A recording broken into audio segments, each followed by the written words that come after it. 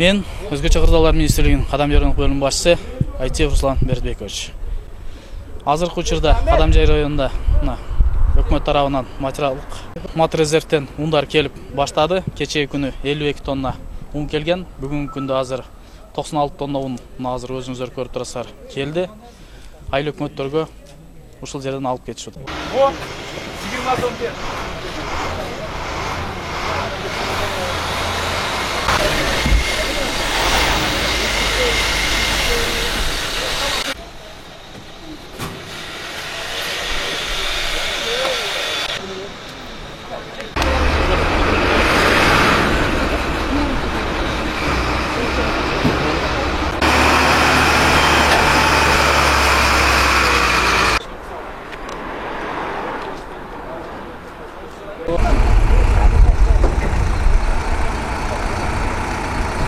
Mına bugün Kadamjay rayonuna belgilengen grafitin negizinde Kırgız Respublikasının hökümetine karaştуу Mamleketlik Rezervler Fondundan azırkı kırdalga baylanıştуу uşu jardam katarı un kelip düşüp atat.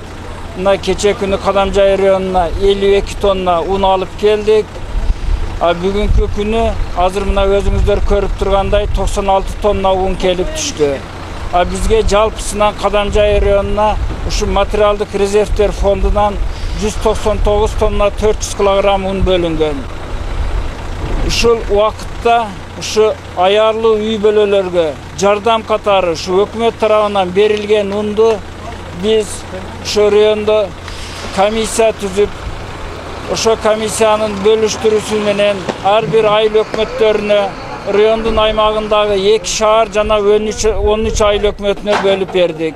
Negizinen mındayça aytkanda uşu jardam katarı kelgen undar bul ayıl hökümetlerinin aymağındagı jaşagan bizdin turgundar ayarlı, jakır jardamga muhtaç bolgon uy bölөлөргө berilет.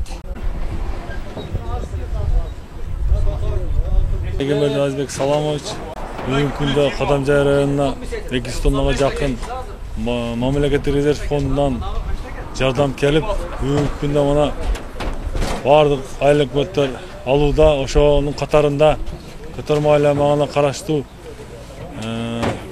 бөлүнгөн Мамлекеттик резерв фондунан бөлүнгөн ундарды бүгүнкү күндө алып кетүүдө азыркы мезгилде. Жардамга байланыштуу элдин атынан муктажга жардам адамдардан жана инвалидтердин жакыр үйлөрдүн атынан мамлекетке ыраазычылык билдиребиз. Ушундай кыйын күндөрдө жардам берип аткан мамлекетибизге чоң ыраазычылыгыбызды билдиребиз.